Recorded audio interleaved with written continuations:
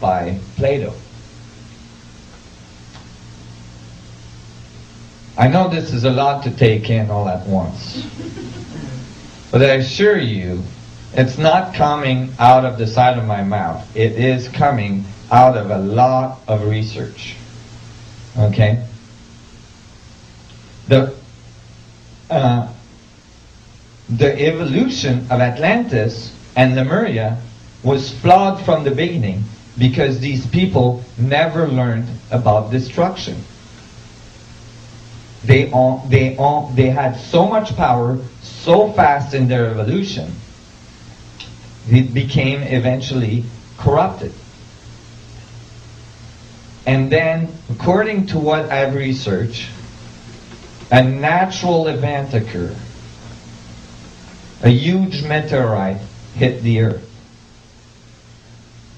That meteorite could have been diverted by the sun gods, but was not. Because our evolution had gone to a level where it was becoming dangerous for us to have that type of power, and the sun gods felt that it was time for us to learn about destruction.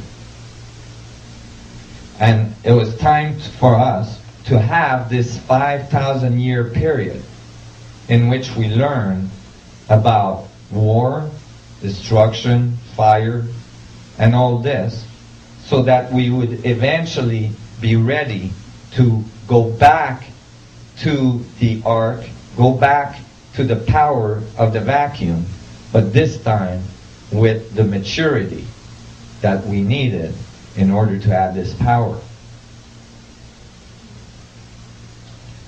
I believe we're approaching the return of the Ark of the Covenant. When you follow the traditions, you find that this time is when the Ark is supposed to come back. And when we see the evolution of the Ark, we find that the Ark had gone through a long chain of events that brought the knowledge all over the world. And actually, all of our evolution is based on the return of this power to our civilization. Because this power is the power that liberates us from the shackle of entropy and reductionism. It allows us to become centropic, to have infinite amount of energy, to have infinite amount of power. It allows us to regain our place in the brotherhood and sisterhood of the galaxy, and to re-enter in contact with advanced civilization that have been observing us for the past 5,000 years. But this time we have to figure it out ourselves. I followed many... Oh, my batteries are fully charged. That's right.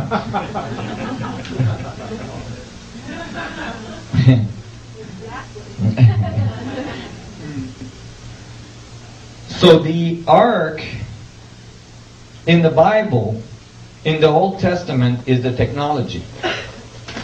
In the New Testament, Jesus, which actually true name is Emmanuel, which is mentioned in the Bible, Emmanuel is thought to be the living ark. Well, there's an interesting thing that happened there. You see, when the high priest had the ark in the Temple of Solomon, they knew that if Jerusalem was attacked, they would have to take the ark out of Jerusalem somewhere. So they had a B plan, obviously, for the ark in case there was something to happen with the Temple of Solomon. The Temple of Solomon was built as concentric walls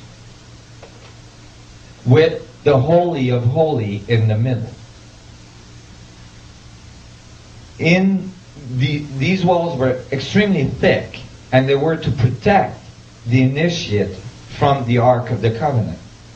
The initiate had to go through all sorts of initiation to eventually go from one wall to the other to get to the Holy of Holies.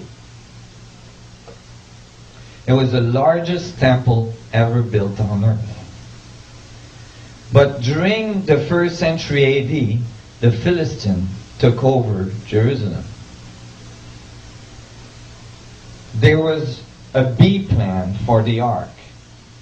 That B plan was called the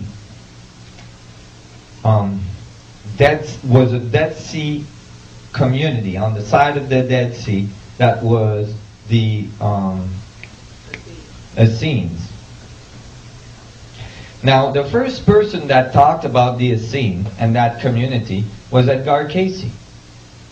Edgar Cayce, in one of his reading, said there was a community on the side of the Dead Sea that had written scrolls, and that we were going to find these scrolls. Now, when he said that, I think it was in the 30s, all the archaeologists said that was bunk, because there was no writing whatsoever about that society on the side of the Red Sea. There was no record of it anywhere. That was because it was the B plan for the ark. They weren't advertising. So when they took the ark out of the Temple of Solomon, they brought it to the Essenes, which was a community of high priests that was constantly being made ready in case the ark would show up. Go ahead. James, the brother of Jesus, was with the Essenes for a long time. Well, I think that the whole family was with the Essenes for a long time. The Essenes recorded the coming of the ark. This is not my imagination. In the Essene scrolls that were found, you know that there was over 5,000 scrolls, or at least 3,000, scrolls that were found. There's only 100 that have been released to the public. One of these that was released to the public is a very, very eccentric scroll. It's not written on papyrus. It's written on copper. The copper that it's written on is the purest copper ever found on earth. There is no purest copper ever found anywhere else. Hard enough to touch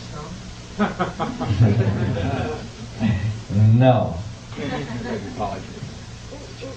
What does the copper scroll? Now, obviously, the copper scroll were written on copper to make sure it would survive the ages.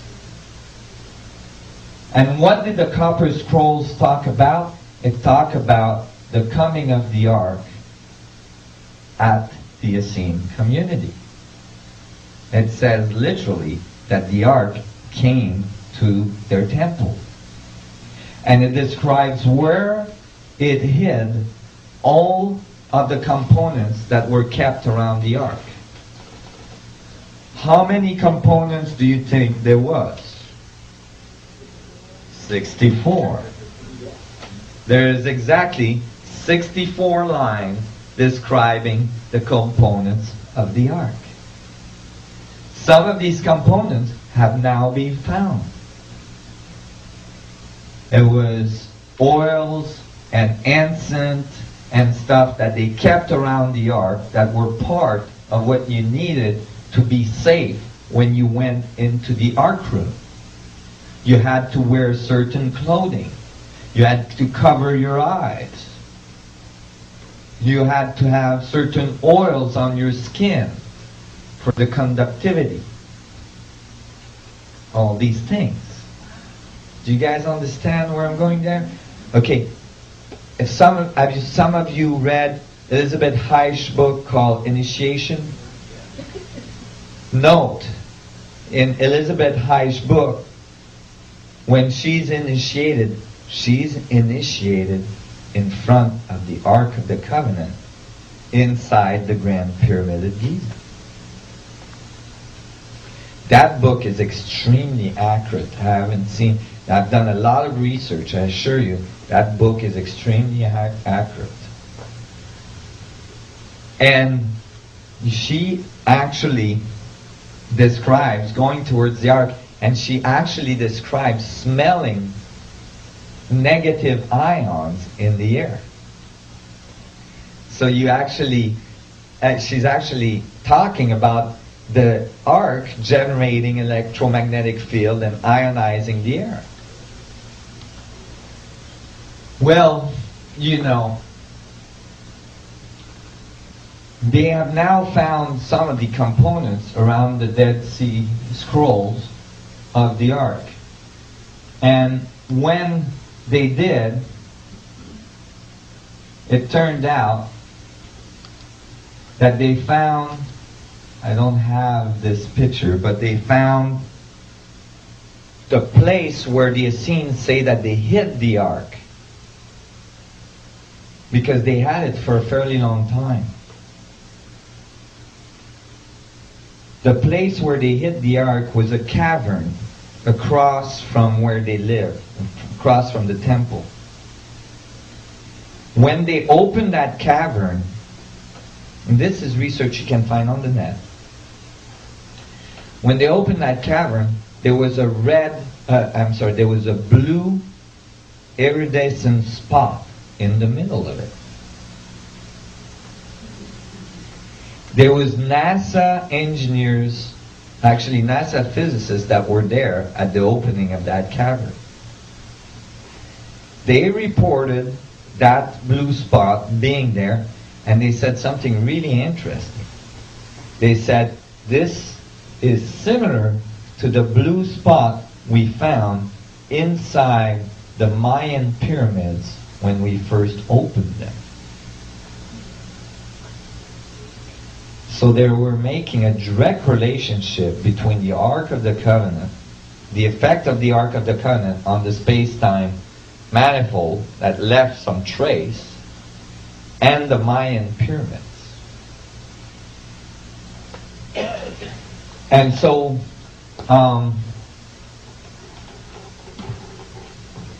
interestingly, when the ark disappears from the temples of the Temple of Solomon and goes to the Essene, at the same period, very shortly after, the living ark, Emmanuel, appears onto the scene. Emmanuel might have been able to walk on water because he had some anti-gravitational capability in his back pocket. Go ahead. Well, in the Book of Mormon, when Emmanuel or Jesus visited the American continent after he left Israel. Well, then he would have had to be able to do some pretty good flying too. And so, interestingly, Emmanuel is the living ark. Well, these things are related. Why? Because when we built the external Merkabah, the external ark, all we're building is a reproduction of our internal functioning. The inside singularity, the inside ark that keeps us alive. And so we're creating a very short feedback. That's why you had to be initiated very carefully before you could approach the ark. You had to be pure of heart. Because the feedback is so short that if you have destructive intent, you'll just die right on the spot. It'll bite you right back. Aaron's sons. So Aaron's sons died that way. It's a it's a very